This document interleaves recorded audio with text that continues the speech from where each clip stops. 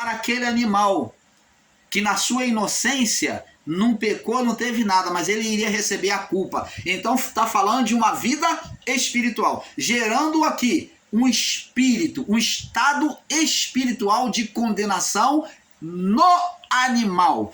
Então, agora gerando um estado de condenação espiritual no animal, Deus recebe aquela oferta, olhando com o olhar agora, ele vê de forma espiritual aquele pecado afastado do homem e aquele animal sendo culpado. A culpa agora foi retirada do homem. Deus via onde estava a culpa? No animal.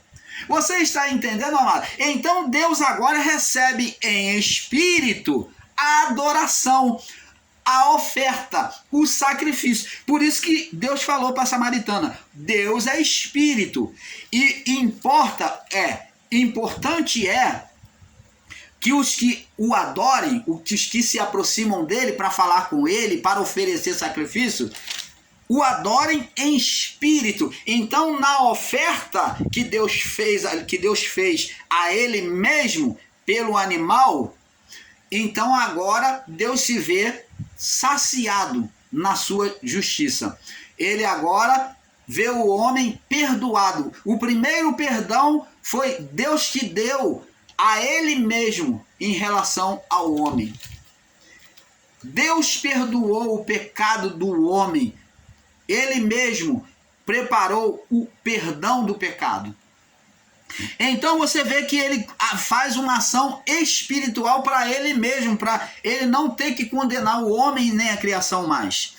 Então agora, a partir daí, ele ensina o homem que toda vez que houvesse pecado, teria que se fazer um ritual de sacrifício, derramando o sangue de animal. Aonde na lei, por Moisés, ele faz isso um estatuto perpétuo no período da lei. Derramamento do sangue animal. Você está vendo agora, na aliança agora, teria que ser com derramamento de sangue. Então, abençoados, como que se pode dizer que o homem não tinha espírito? O espírito estava ali, ó. A atitude foi espiritual, né? Deus é espírito e importa que os que adorem, o adorem em espírito e em verdade. Então Deus a atitude não se tornou espiritual? Se tornou. Então as obras que estavam sendo manifestas físico, mas gerando um estado espiritual, gerando um espírito. E como que até muitos irmãos em graça não entendem isso? Que a alma, as obras da alma, as atitudes da alma gera espírito, seja para Deus ou seja para as trevas, seja para a luz ou seja para trevas. Por isso que Adão gerou um espírito mau, por ele e pela mulher, que foi o ser Satanás. As obras da alma pelo corpo gerou um espírito mau. As obras do homem pelo corpo, por meio da alma, sempre geram espírito, seja bons ou seja maus. Paulo disse: o que se semeia na carne colhe corrupção, o que se semeia no espírito gera vida eterna. Você pode plantar na carne, você vai gerar corrupção espiritual, tá? Quem está falando? Corrupção espiritual. Você está entendendo, amado? Agora vamos entendendo que a alma do homem, pelo dicionário, nós vemos que alma significa psíquicos. A palavra psíquicos está relacionado aos sentimentos do homem, às emoções do homem. Por isso daí se derivou a palavra psicólogo, que é aquele que trata da alma, das emoções humanas, ou psicologia, que é o estudo da alma humana, que é psíquicos é o mesmo que alma. Psíquicos é o mesmo que alma. Agora, é a vida, é a manifestação da vida do corpo. É psíquicas, é o que trata as emoções. Agora, a palavra pneumatikos está dizendo que que trata sobre o pneuma não, pneumatikos, que está falando da vida do espírito. Pneuma, fôlego da vida. Pneumatikos, fôlego da vida. Está dizendo que é o espírito humano, a essência divina no homem. Então, é a palavra psíquos, que é o mesmo que alma. Agora, no livro de 1 Corinto, vamos lá, no livro de 1 Corinto, 1 Corinto,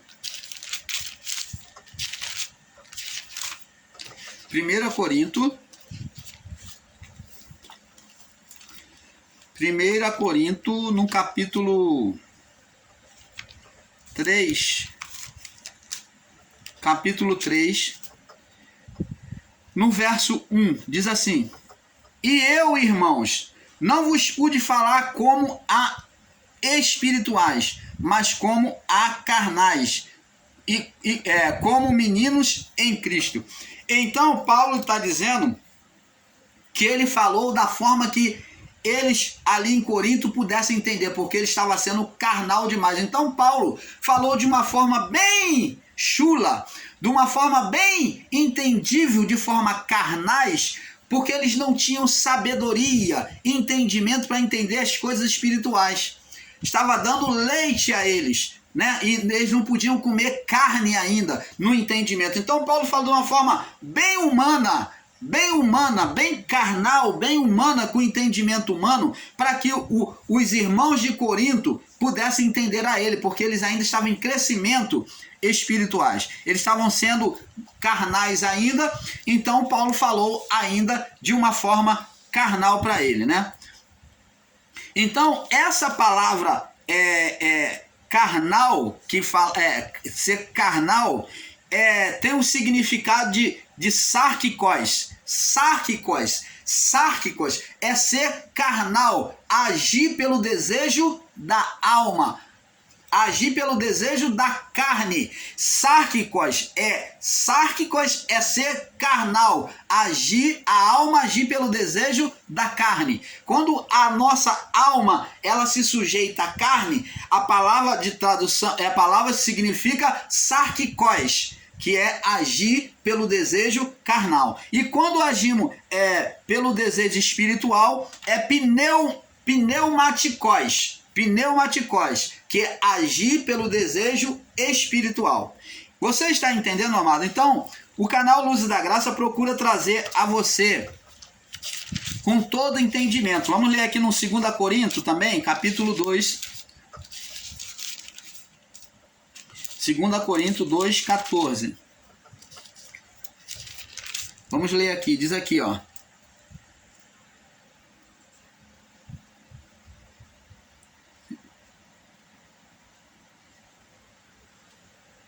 Eu acredito que o irmão Paulo marcou essa referência errada. Vocês me perdoem, tá?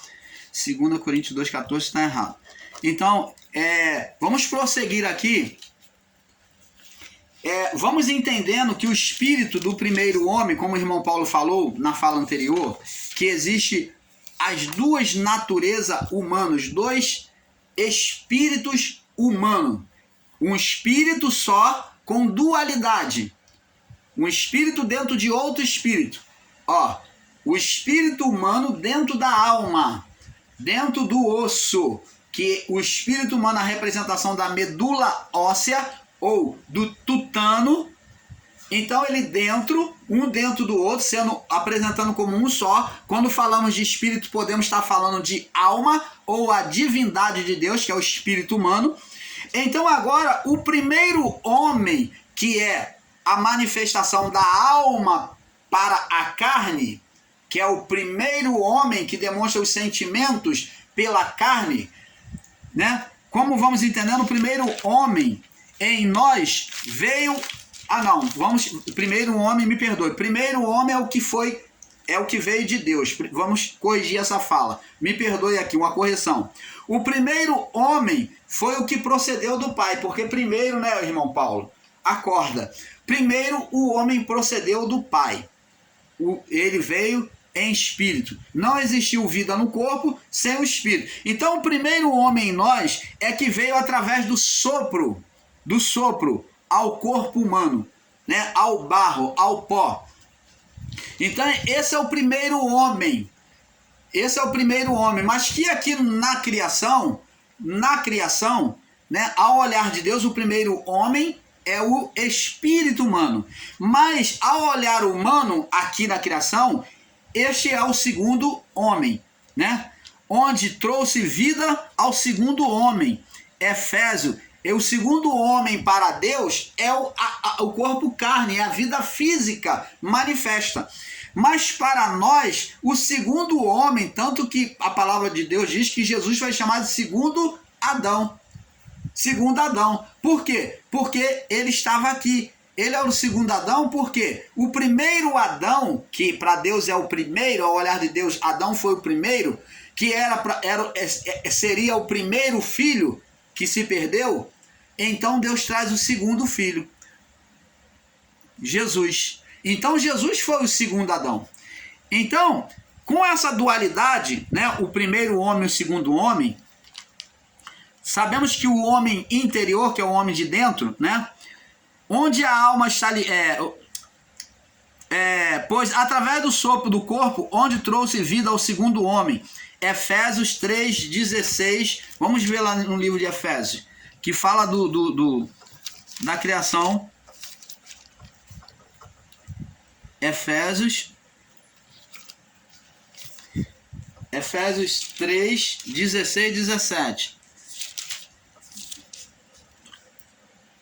Efésios 3:16 e 17. Diz assim: para que, segundo a riqueza da sua glória, vos conceda que sejais fortalecido com poder pelo Espírito no homem interior. Tá vendo? Tá falando da natureza do espírito humano. Espírito humano, a divindade, né? Que é o segundo homem, que aqui nós estamos falando. Que é segundo Adão, ou o segundo homem, que já falamos. Igual a Gênesis 2:7, que foi criado o homem, né? Gênesis 2:7, que o homem foi formado, né? O que recebeu o fôlego da vida, né? Onde a alma está ligado à natureza física, a alma está ligada à natureza física. Por quê? Deus formou o homem ligado à natureza física, irmão Paulo? Não. Quem tornou a alma ligada à natureza física foi Adão. Adão é que tornou a alma sujeita à vontade da carne. Adão é que tornou a alma mais tendenciosa para a carne. Então a alma do homem se tornou carnal. Então Adão fez isso. Então ele já trouxe uma vida à própria carne pela alma. Então ele tornou a carne, a alma viciosa à carne.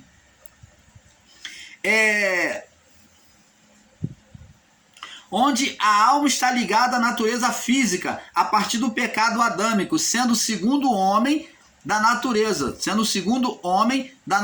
humana. Agora vamos entender que em Cristo, como segundo Adão, fez a representação das duas naturezas, a física e a espiritual, que é a natureza física, que é da alma, e a natureza do espírito. Então Cristo, ele fez tanto a representação nele da natureza do pecado, estando presa à carne adâmica, como fez a representação da natureza espiritual, do homem interior, do homem que se voltou para a vontade de Deus, que é do Espírito, né? Agora, sobre as palavras de Paulo, sobre as palavras de Paulo, 1 Tessalonicense, vamos lá no livro de 1 Tessalônia, 1 Tessalonicenses, no capítulo 5, no verso 23. Diz aqui, 5:23. E o mesmo Deus de paz vos santifique em tudo, e em todo o vosso... O mesmo Deus de paz vos santifique em tudo, e em todo o vosso espírito. Vê que aqui o homem, apresentando que o homem tem espírito, com letra minúscula, espírito humano. E alma, tem alma? Tem. E o corpo, sejam assim plenamente conservados e irrepreensíveis. Então Paulo descreve perfeitamente, por ordem de existência, Paulo descreve: assim o mesmo Deus de paz vos santifique em tudo. A bênção vindo de Deus. Então primeiro ela vem como? Como que ela veio no homem? A bênção vem pelo Espírito. Porque o homem foi formado, ele veio primeiro em Espírito. Primeiro existência foi do Espírito. Em tudo, assim como todo o vosso espírito, que é o primeiro, que procedeu primeiro, alma, que procedeu pela vida do Espírito, pela vida, que é o Espírito, e corpo, e sejam plenamente conservados e irrepreensíveis para a vinda do nosso Senhor Jesus Cristo. Você está entendendo, amado? Então, abençoados, vamos lá no livro de Lucas, para despertarmos ainda mais esse entendimento. Lucas capítulo 1, sobre o cântico de Ana. Olha o que Ana vai revelar aqui, ó. Lucas 1, no verso...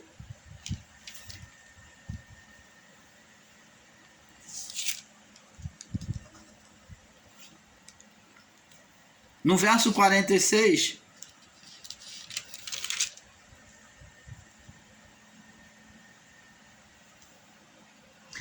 No verso 46, diz assim: Então Maria... Cântico de Ana não, me perdoe, Maria. Eu sempre faço confusão acerca dessas duas mulheres.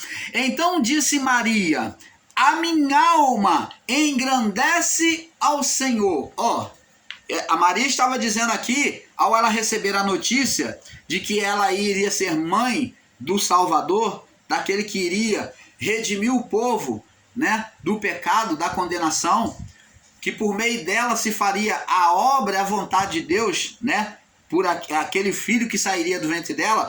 Então ela cantou com alegria e diz assim: a minha alma, que ela está dizendo? A minha vida do corpo, ou a minha vida, engrandece ao Senhor. Ali ela está dizendo que a vida dela, a vida manifesta do corpo, engrandecia ao Senhor. E no verso 47, separado está: e o meu espírito, com letra minúscula, é o espírito humano, se alegra em Deus, meu Salvador. Então está mostrando que Ana, pela vida do corpo, ela engrandecia o Senhor, era grata, e ela sentiu a presença de Deus na alegria do Espírito dentro dela. Ela disse que ao momento que ela exaltava o Senhor por ela ser vaso na mão do Senhor, ela também sentia grande alegria no seu espírito, no Deus, seu Salvador.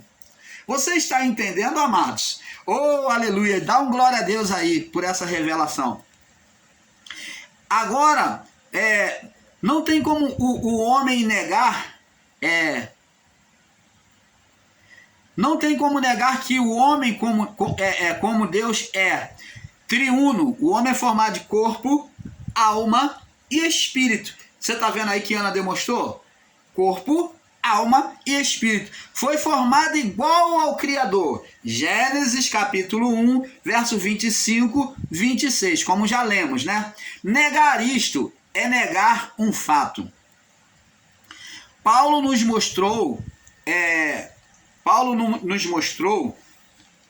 no seu entendimento os três, né? Lá no livro de Hebreus 4, 12. Nós já lemos, vamos voltar aqui, Hebreus 4:12. Hebreus 4:12, Paulo diz assim: porque a palavra de Deus é viva e eficaz, mais penetrante do que espada alguma de dois gumes, e penetra até a divisão da alma. O homem tem alma, Paulo confessou? Tem. E do espírito, o homem tem espírito? Tem. Então, o homem tem corpo, alma e espírito. E é apta para corpo, alma, a ponto de dividir alma e espírito, junta e medula. Agora ele vem falar numa forma física para termos entendimento que o espírito, que a alma é igual aos ossos do homem. É o que move o homem na sua estrutura. E que o espírito é como medula óssea. Essa é a comparação que Paulo vem nos dar. Que o espírito é como a medula óssea, que fica dentro, que não é visto, mas é ele que é a vitalidade dos ossos, da vida do homem, para o corpo se movimentar. Então é o espírito, é a medula que faz os ossos se movimentar. É o espírito que dá vida à alma. Você está entendendo, amados? Então, abençoados, como entendemos agora, vamos perfeitamente esclarecendo essas coisas para vocês não ficar perdidos aí e enganados. Onde ele entendeu e viu os espíritos. Por que espírito? Porque ele está vendo a alma e a divindade, que é o espírito humano. Onde ele viu os espíritos humanos como as juntas e medulas ósseas, onde a alma é comparado aos ossos e o espírito sendo a parte vital, que é a vida dos ossos. Tutano, medula ou mocotó, né, humano.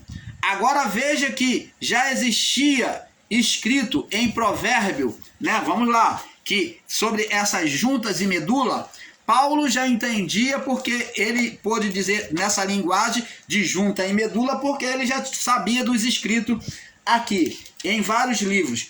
Primeiro vamos em Provérbio capítulo 3, no verso 8.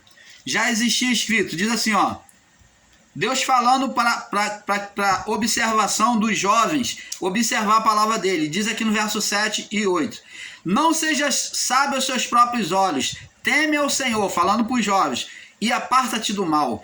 Isto será, obedecer a Deus, ouvir a palavra de Deus, será saúde para o teu estômago, força para o teu estômago, e medula para os teus ossos. A palavra sendo medula. Ela fortalecendo o espírito. Você está entendendo, amado? Agora, vamos ver no livro de Salmos 30, vamos ver no livro de Provérbios 16, já que estamos aqui. Provérbios 16, vamos ver do Provérbios, já que estamos aqui, para não ficar indo muito longe.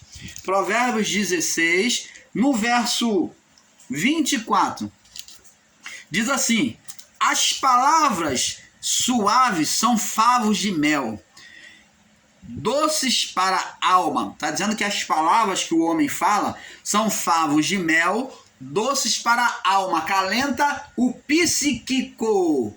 O psíquico do homem, a mente, as emoções do homem, e saúde para os ossos. Então a palavra, ela também era saúde para fortalecer o espírito humano.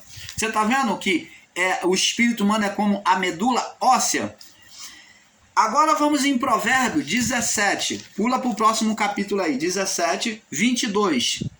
17, 22. Diz assim: o coração alegre é como remédio. A pessoa que está sempre alegre, buscando ter uma alma, uma vida alegre, né? Uma alma alegre. O coração alegre é como um bom remédio, mas o espírito abatido, seca até os ossos. Então, o espírito aqui está demonstrado como medula óssea ou não está? É como está dizendo que os ossos ali não tem medula do espírito que é abatido. Então, o espírito é colocado como medula óssea. O coração alegre é como um bom remédio, mas o espírito abatido seca. O espírito que está abatido seca até os ossos. É como se não tivesse medula, porque o espírito está sem força. Ele não vai trazer vida para o corpo. Agora vamos no livro de Provérbio 4.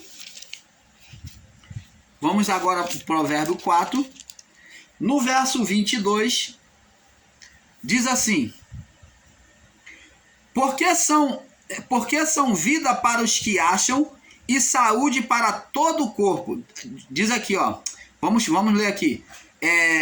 No verso 20. Filho meu, atenta para as minhas palavras e as minhas razões, inclina o teu ouvido. Não as deixe apartar-se dos teus olhos, guarda no íntimo do teu coração, porque são vida para os que acham e saúde para todo o teu corpo. Então, não desprezar a palavra de Deus, a instrução de Deus, porque era vida para o corpo. Então, a palavra, ela penetra, como Paulo disse, junta e medula, né? Separando alma e espírito. Ela vem fazer, penetrando junta e medula, trazendo saúde espiritual para o espírito. Então, o corpo, nós vemos que o homem não tem só, a vida do homem não é só no corpo físico. O homem tem duas vidas, tem a vida física e tem a vida espiritual.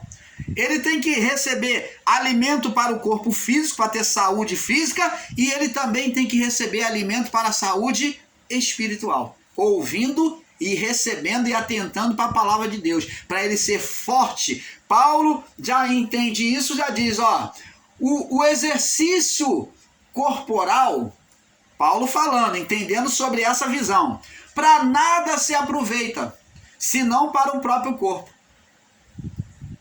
Paulo está dizendo que o exercício corporal só serve para o corpo físico, mas que os homens da sua época tinham que fazer um exercício não somente para o corpo físico, mas o exercício para o corpo espiritual, para a vida espiritual. Então, abençoados, não podemos estar olhando a palavra de forma literal e vendo um homem só como um homem físico. O homem tem a vida espiritual. O homem vive com duplicidade de vida, vivendo a vida física, manifestando no espiritual.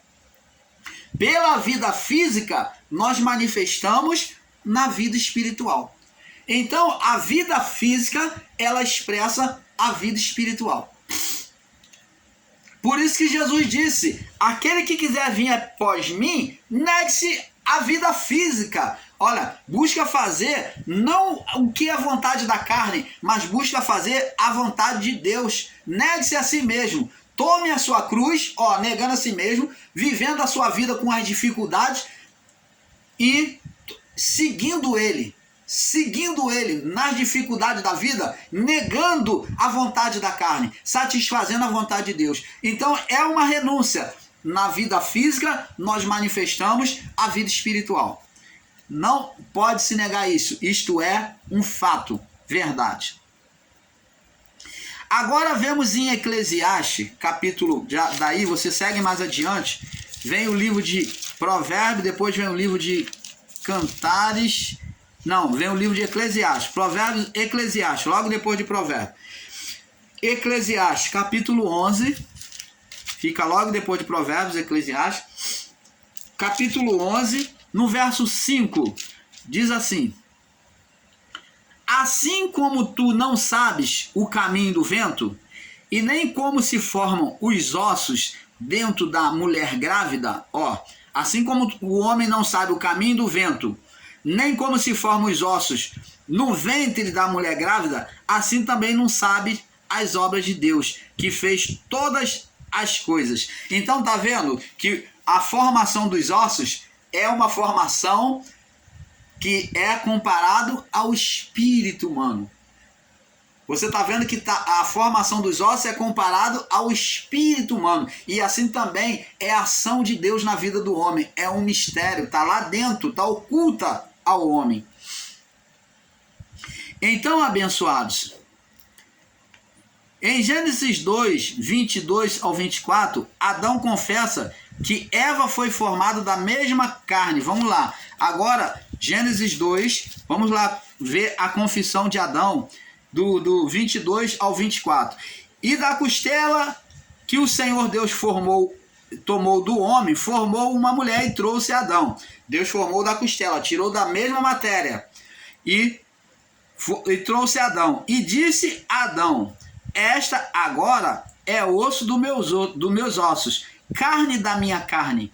Será chamada mulher, porque do homem foi tomada. Então, por que agora Adão diz que essa é osso do meu osso? Por quê?